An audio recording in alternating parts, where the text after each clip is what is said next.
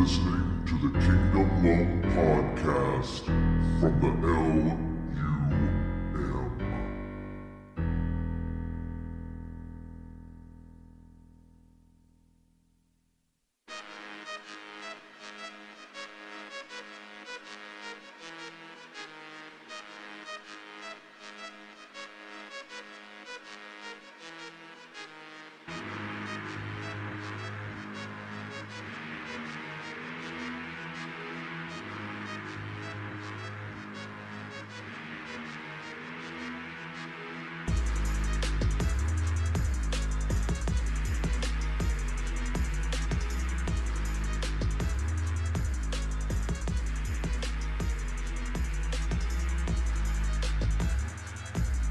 Good evening. Welcome to episode 4 of the KINGDOMLUM show on Small Town Underground. I am your host, KINGDOMLUM. This is episode 4, part 2 of the voting. Well, that probably didn't make sense. Voting part 2. We're going to start tonight. I've got a lot of things to cover, and I'm going to try to take it a little bit slower and get my mind straight. The first thing, before we just jump into what I'm going to talk about this evening, I'm going to cover a couple of current events. It is Tuesday night, November the 9th, 2021. And these three things I'm going to cover will really tie into this second episode. The first one I want to cover, of course, is in the news. You've seen the Astroworld Festival, Mr. Travis Scott, the rapper, which happened in Austin, Texas, a few days ago. And just a couple of bullet points from this festival so far. Well, basically what happened was, if you haven't heard of it, I think around 9:30, I think the festival started around 5 o'clock, and then sometime around 9:30, the 50,000 people that were crowded in this arena basically started to move forward at a pretty quick pace, and they just started compressing people, and people started getting trampled. People were having a tough time breathing. People were getting trapped, basically. And the smoke kind of clears, and we find out that 8 people died at this event, which was crazy. I've been to some pretty big festivals, never even heard anything like this. I know these things have happened before, but there's a couple interesting things with this Astroworld event.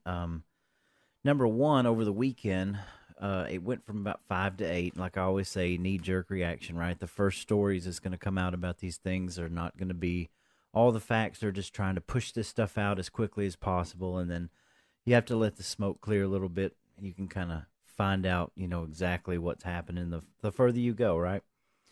So now we know, as of this evening, there was 8 people that had died. And according to the news reports that I've read, the autopsies have already been done. At least 8 lawsuits have been filed against Mr. Scott, as well as the event promoter, Live Nation, which is Ticketmaster, I guess, the same thing, Live Nation, where you get tickets. And there was a few reports about people. There was a security guard that said that they were pricked with some kind of needle that could have been drug-related. Several people have cited cardiac arrest. We don't know. The autopsies have been done, but nobody knows exactly what's going on with that.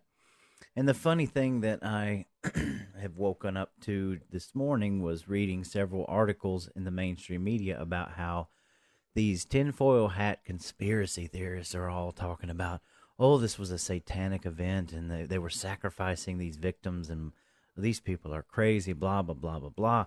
Well, I don't care who you are, if you see a duck and it looks like a duck and it quacks like a duck, it usually is a duck, right?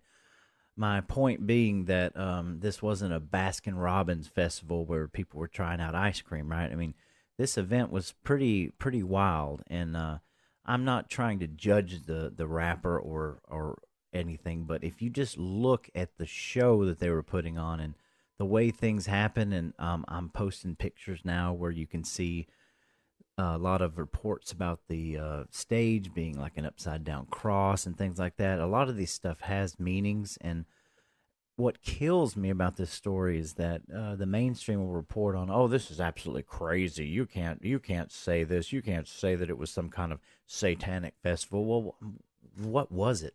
You know, tell me what you think it was, media. Tell me what kind of festival you think that was going on there. All right, that's all I'm going to say about it. It's absolutely ridiculous to just trample on people talking about conspiracy theories when you can see it with your own eyes. It definitely wasn't a, it wasn't a Christmas festival. It wasn't, J Fest or whatever you want to call it. I mean, it's absolutely insane. And we're going to find out more things about that. But the second current event I want to cover this evening, if you don't know who James O'Keefe is or Project Veritas, I don't know why we wouldn't know who these people are, what he's been doing with his organization called Project Veritas. But the FBI raided several counterparts to Project Veritas, and including James O'Keefe's apartment, and they basically ransacked their places looking for the diary of Ashley Biden.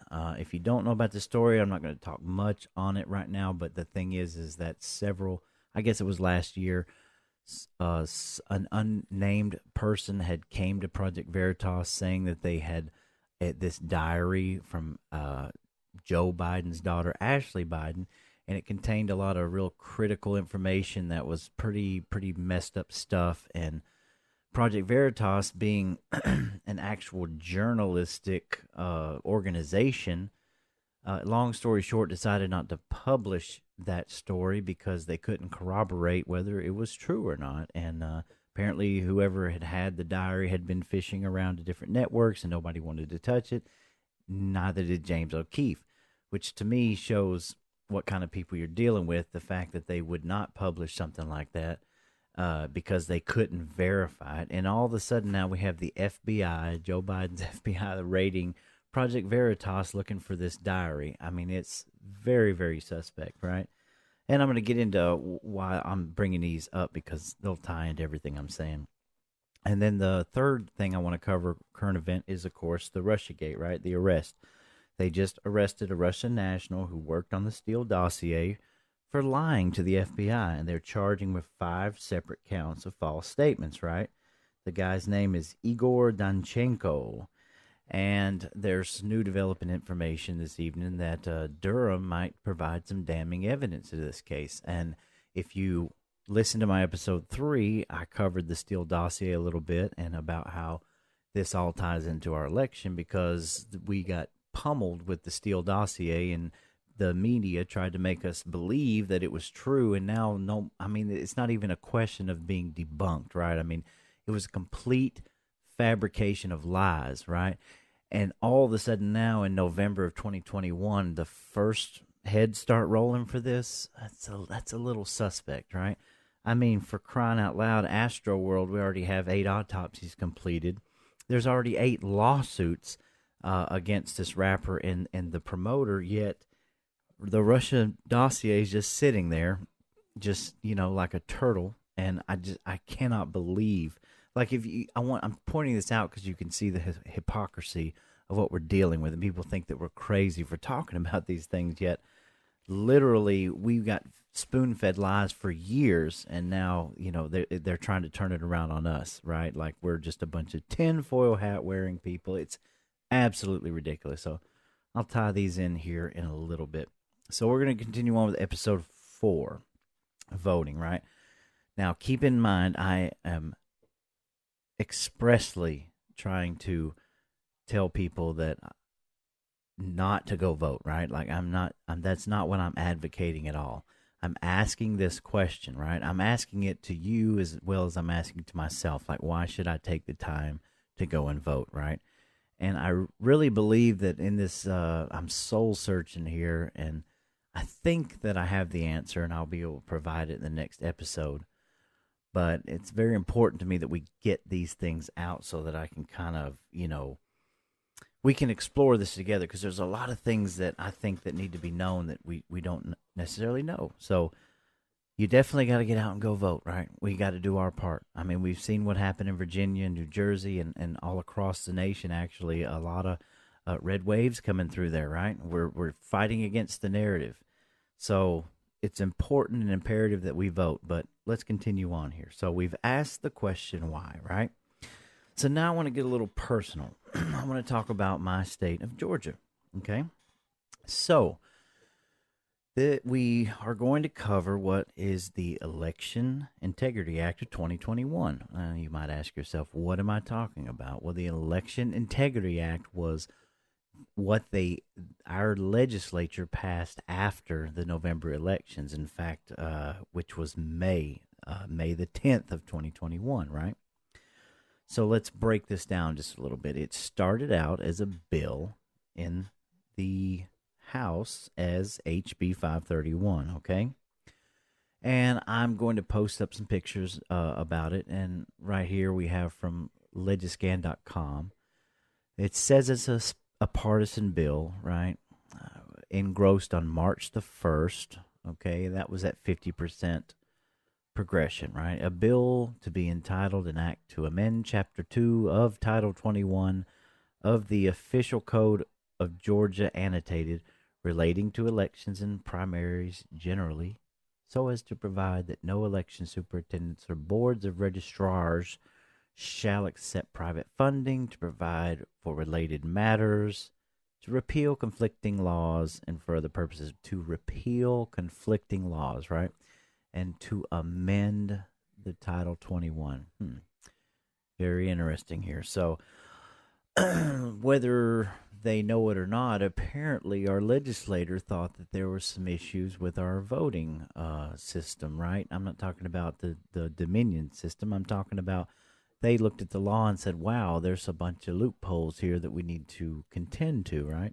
So, I mean, too little, too late. I don't know. But so here we have this bill, HB 531, that just gets rushed through. All these Republicans are scrambling. The rhinos are, oh my God, we've got to do something. Our people are outraged and there's things going wrong, but we can't do anything about it because everything went right on our end, right? I mean, nobody wants to accept any responsibility for the way that our elections were handled in Georgia. So they're just pointing the finger everywhere else. Well, it didn't happen on our end, but I guess they felt the need. They needed to change our legislation on it, right?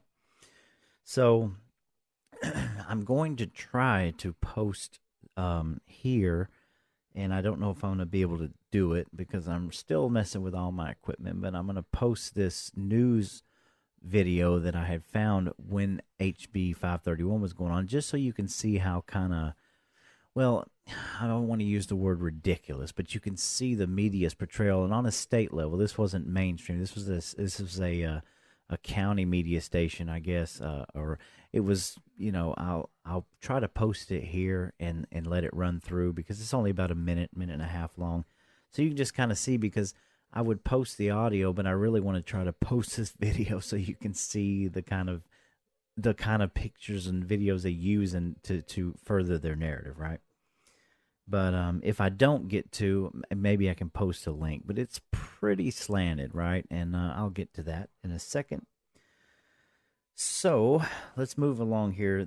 You got to keep in mind that this election bill was from the November 2020 elections, and it was passed in May, right? Well, what was it passed to? It passed in the Senate as Georgia SB 202, right? And so I'm going to post this pic here from Legiscan, and it pretty much will give you a summary, and it gives you the sponsors. It goes into a little more detail about what they did, right? So, wow, they got this thing just rushed through the government, right?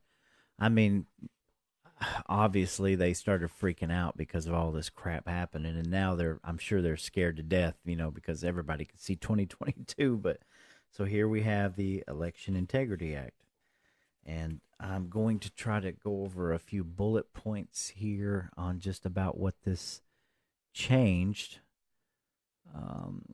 You can see the picture here about overhauling elections in the state. Wow, they needed an overhaul, didn't they? So basically, they overhauled absentee voting, ballot drop boxes, right? Voter ID, absentee ballot requests, early in-person voting, legislative control of election administration, runoff and primary elections, long voting lines, providing food and free food and water, which I'm good with, polling location and private funding of elections, right? So I'm going to post a few pictures up here, but I'm not really going to go into each one of these. But it's funny to me that when I see these key provisions of this Election Integrity Act in our state, right? We found several problems in each one of these categories, right? But not enough to get our state audited like we have requested time and time again, and like Garland Favorito is doing a voter GA, right? But our legislators up there in the Capitol, they needed to take a look at all these different facets of our election system and overhaul them, right? So they basically tied up what they consider the loose ends, but they won't hear the people and they will not give us an audit, right? Which I think is kind of an oxymoron if you really look at it, because I just don't understand how they can see all these problems and say, well, we definitely don't need ballot drop boxes like this. We have to require voter ID. And spare me the racist crap, all right? If you're trying to tell me that a minority, a Latino, or a black person doesn't know how to get an ID or wouldn't want any, there's actual proof out there, statistical proof that most everybody, no matter what color your skin is, wants to be able to have an ID to vote, right? The only reason you wouldn't want to have any sort of identification to vote is if you had people that were voting that weren't supposed to be voting, right?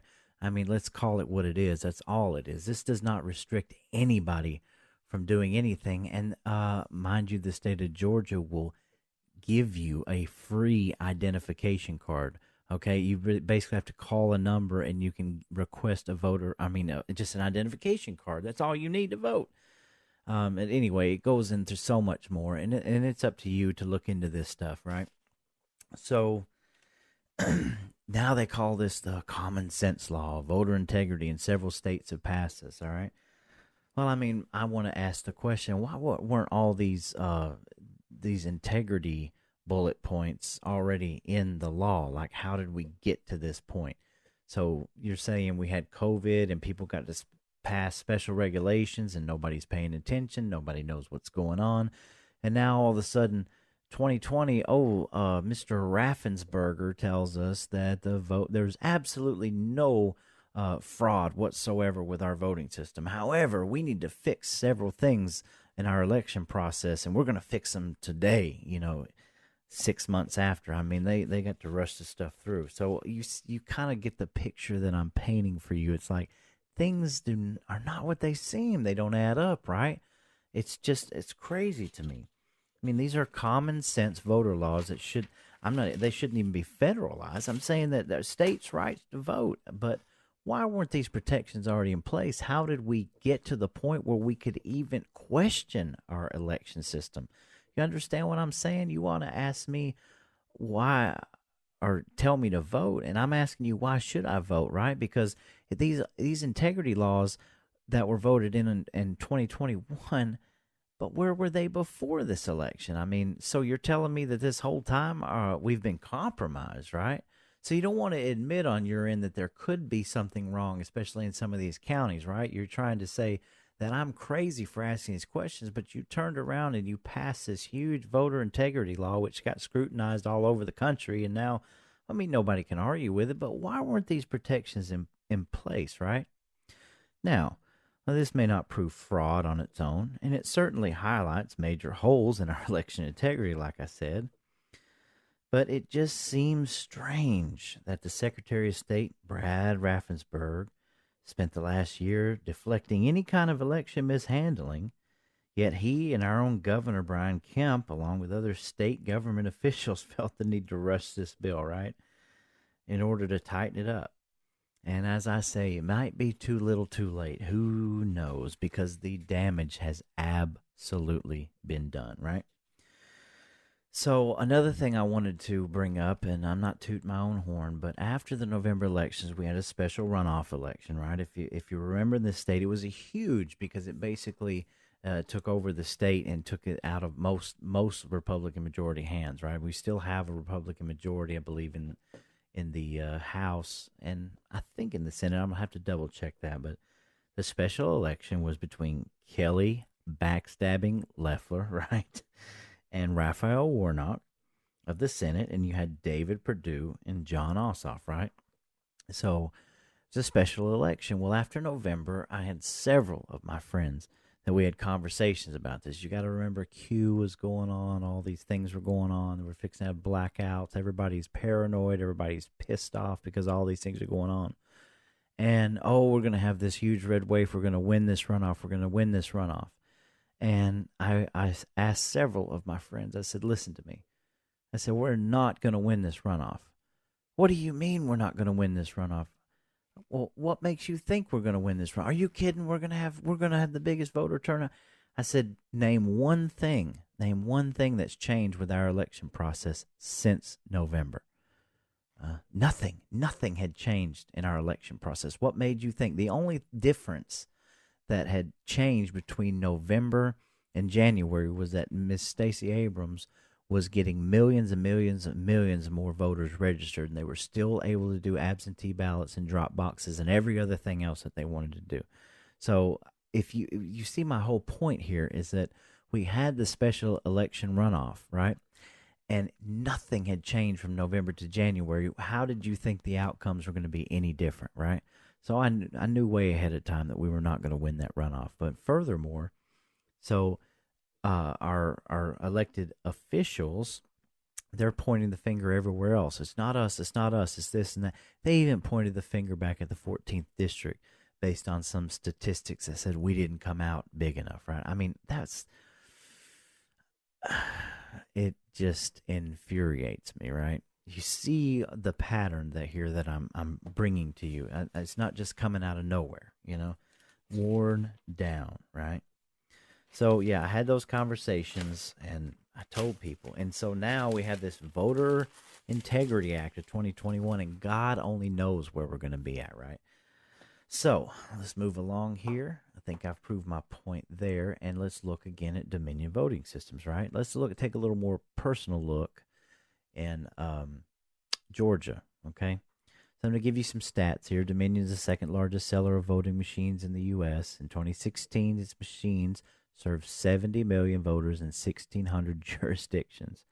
In 2019, the state of Georgia selected Dominion Voting Systems to provide its new statewide voting systems, right, beginning in 2020. So let's go down the list here. Dominion, established in 2003, Diebold, which sold it in 2009, 2010, serves nearly 40% of the U.S. population in 28 states.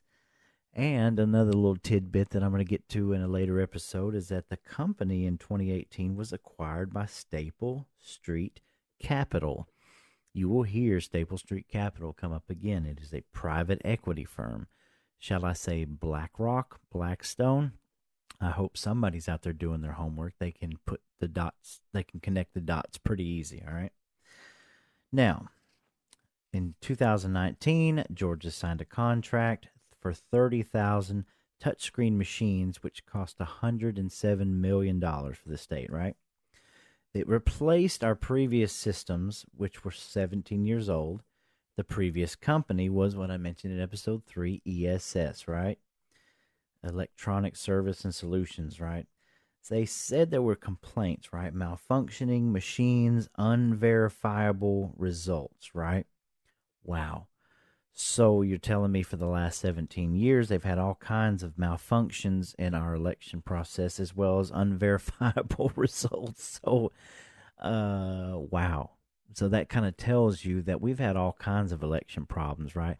It just begs to the fact that, okay, so here I am, 2021, and I want to know what really happened in our elections, and there's people that's being suppressed and telling me to shut up, I can't talk about it, but we've had all kinds of unverifiable results out of our election systems for years and years and years electronically, right?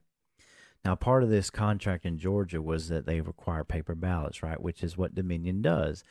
You go in and you vote on a touch screen, and then it prints off a paper with, I think, a QR code, and then they scan it in the computer. So that's how they got through the paper ballot thing, right? It prints out a paper. Okay. So I want to give you some very interesting information about Dominion. Okay. In our county, and I just found out, and I have the information. If you were to look at the Walker County, Georgia government page on Facebook, they tape the commissioner meetings every month, and I have been given some information, which is out there. You can look for it. But I want to play you this clip of, and I'm going to play it in its entirety before we end this show.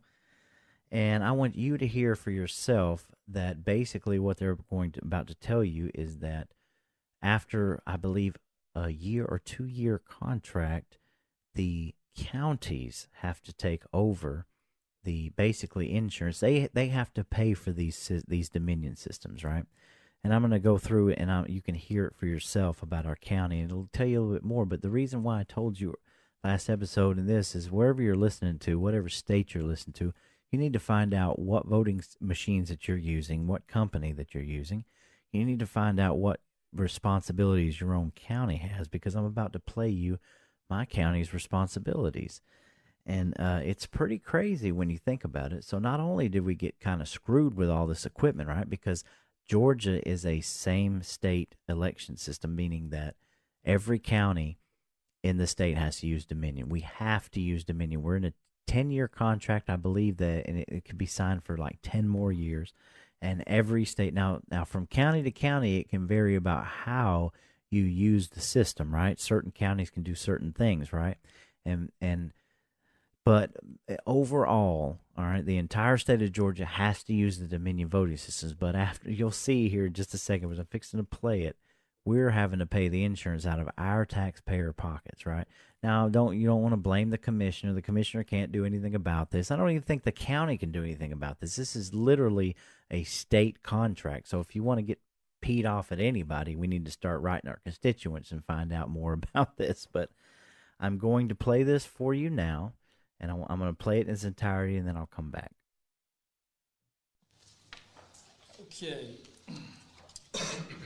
Next, we have a purchase order 2022-87, a request by the Walker County Board of Elections to spend $29,997 on extended warranties for voting machines for the Dominion voting system.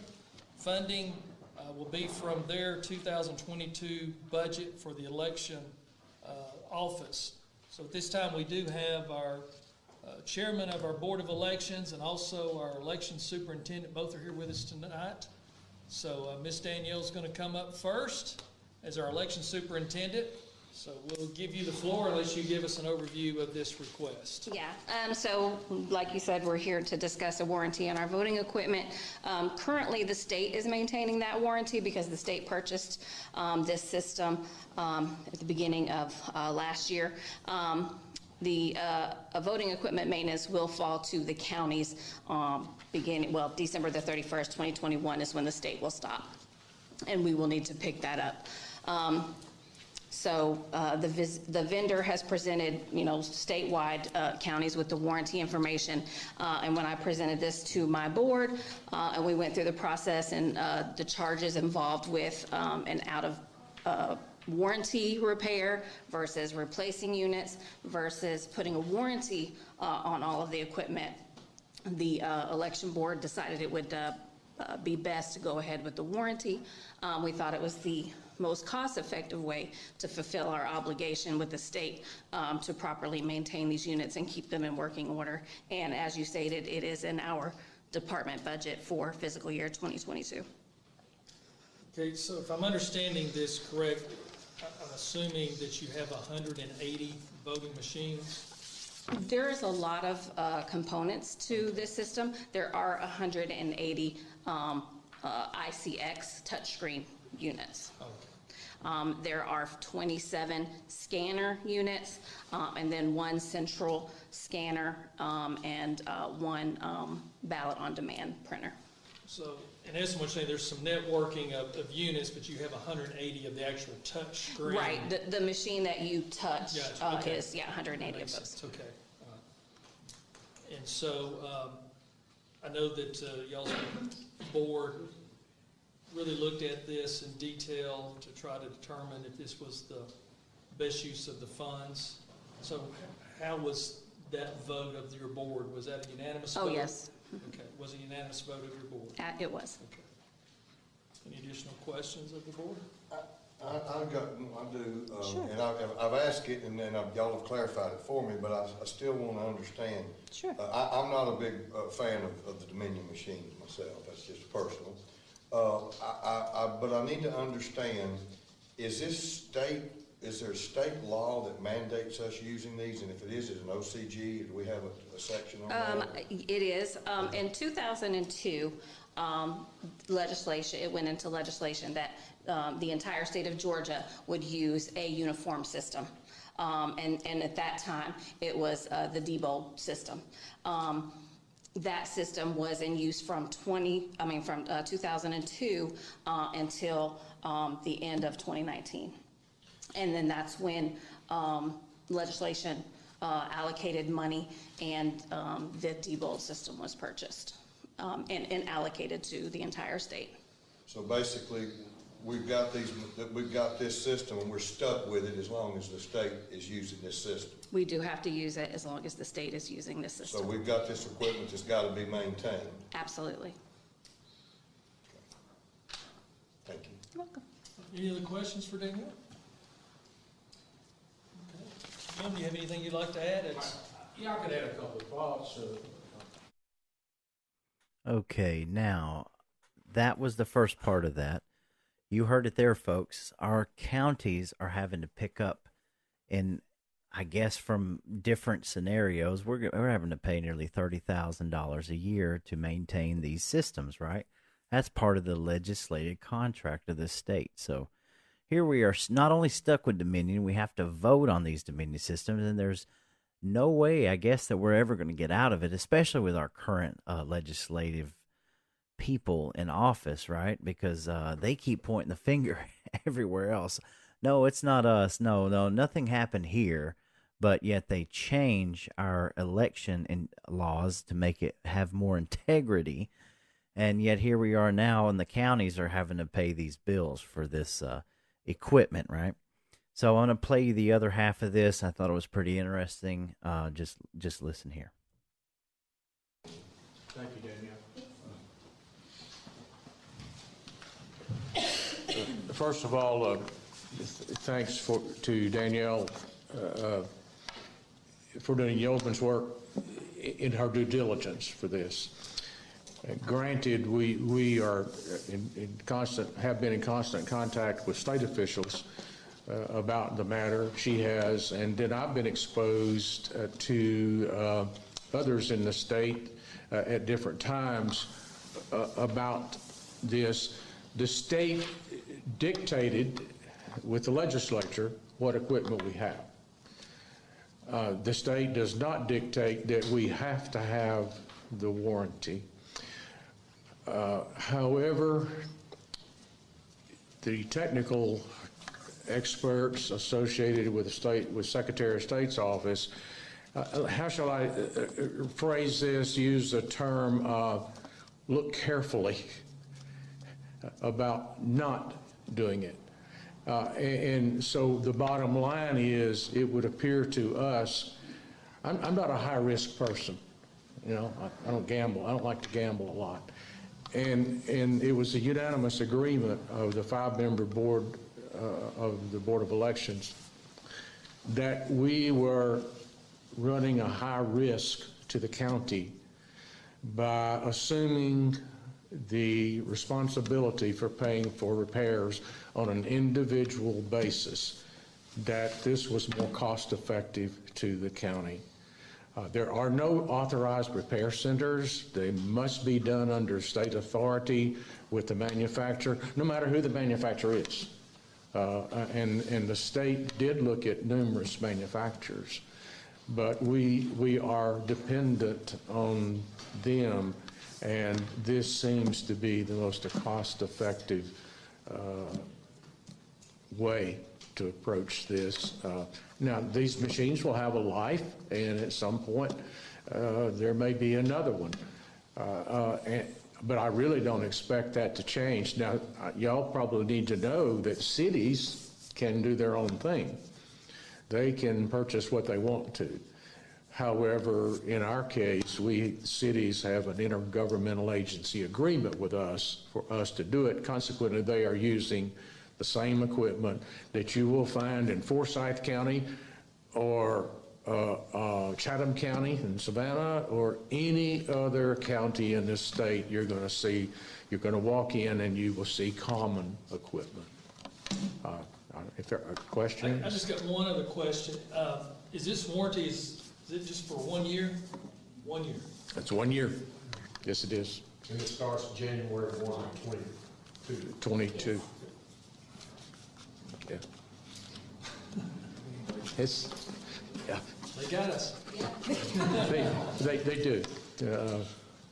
But Boy, if we do have they an got us. outage, So you just heard it.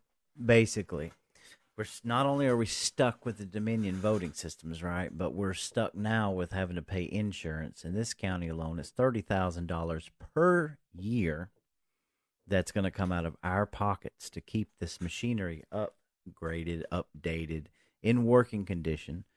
The city municipalities are using the same thing, and it's statewide. So here we are. We're not going to be able to get out of this. I mean, there's no way. And there's no, that we don't have anybody elected in the right places. I mean, look at our governor, for God's sakes. Look at the Secretary of State, which is another reason why we need to vote, because we got to vote these people out no matter what. I mean, I'm just telling you, this is crazy. And so let me just kind of bring this all home, right? I covered those three top stories, right? It's crazy to me that we're sitting here and something like the Astro World happened, and not only are we being called crazy for kind of looking at it for really what it was, and you don't think it's got anything to do with demonic nature, but you want to call me crazy, but I mean, I think I showed you pictures already where there was an upside down cross for a stage, and you've got all the fire and stuff. And, you know, art is art, right? Let it be art. But 50,000 people gathered in there. And mind you that this was in all ages. I believe one of the victims that had died here was about 11 years old. Now, you're crazy to me if you're bringing a kid that young to a show like that. That's insane, which it really tells you about the state of mind that this country's in, right? Our culture is in, that it's just okay to do that. And that's my personal preference. I'd never let my kids go to something like that. You know, shame on you is all I can say. But you look at that, you look at James O'Keefe being rated for a diary that they journalistically, they would not even promote the story about this because they couldn't corroborate it.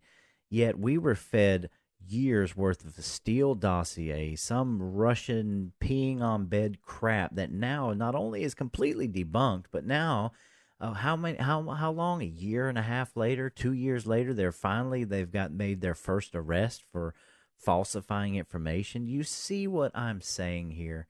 You see how I'm tying all this together? We're fed spoonfuls of crap all the time.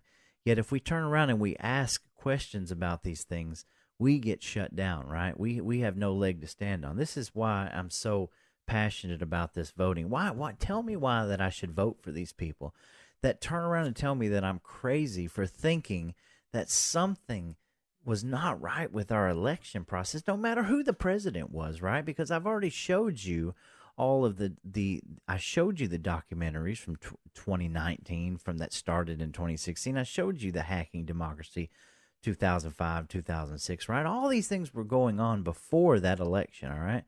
And it doesn't have anything to do with Donald Trump. What it has to do with is now, after all this information has been spoon-fed to us and we're asking these questions and trying to find out about all this stuff, I didn't know before all this that Dominion was a contract that was signed by our legislation. I didn't take a vote on this electronic software. I mean, I understand in the grand scheme of things, okay, you got to upgrade, but you understand that Dominion is part of the same 3 voting systems in the U.S., and it's all proprietary software. We have no idea how it works. We're paying insurance out of our county for this equipment And in order to get anything fixed, it has to go straight to the state, and the state has to work with the company. We don't know anything about this equipment. Yet here we are casting our ballots for it, and the debacle of the 2020 election is just mind-blowing to me, how we can't get to the bottom of this. So now within a weekend, there was 8 lawsuits filed from Astroworld, right? 8 people have lost their lives, and 8 people have filed lawsuits, and 8 autopsies have already been done in the course of maybe just a few days, yet we're dragging all of these things out. Do you see the hypocrisy here? Do you see what we're dealing with? This is why I asked the question, right? Why should I even care about voting? And I would love for somebody like Kemp or Raffensperger or anybody in my state to answer that question for me, right? And people don't want to, because there really is no answer, right? I mean, I'm going to cover some more in part 3 of my convictions and where I stand and why I think that we should vote, right? But we're in this system that we cannot get out of. We're at the mercy of these companies. Like I said, we're at the mercy of Dominion Software, which was just acquired by Staple Street Capital, which we're going to cover later. But yeah, I'm mad about this. I want to talk about this. I want to get to the bottom of this. And these are things that they don't want you knowing. All right, these are things that they want to stay hush hush about. We don't need to talk about these things. We just need to let live, right? But yet every day we get plastered up in the media, the narrative like we're the crazy ones, like I'm a domestic terrorist for asking these questions, right? It's absolutely insane. We're living in clown world. So it's this is everything I wanted to cover in part 2, and my next episode will be the final of part 3 of why you should go out and vote and what we need to do together, okay? What we need to do together to organize, because trust me when I tell you that the progressive liberal Democrat side of this equation, they are amassing huge volumes of people. They are using every weapon they have, including racism and they're using everything they got to sign people up to vote. And these people have no idea how the system works. They think that just because you're a conservative, you're some far right wing, blah, blah, blah. You hate everybody, and you know, it's the stupidest thing in the world. It really is. And I'll be honest with you, I know some people that I've been reading some stuff lately that what I would call intellectual, right? And they think they're so smart. And I'm just saying, they're not out here. I'm just a regular person, man. I live and let live. I've got people all around me from different races, creeds, and colors. That's what it's all about.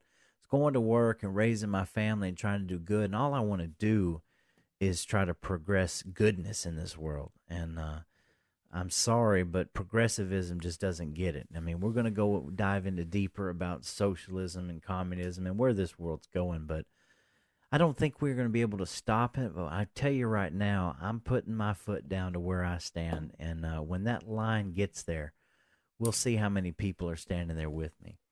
I do want to end on one more big story, which is Kyle Rittenhouse, the Kenosha kid. My thoughts and prayers go out to you and your family. And I can't even believe that you're on trial. And the prosecution, they just have to bury their head because they had no case whatsoever.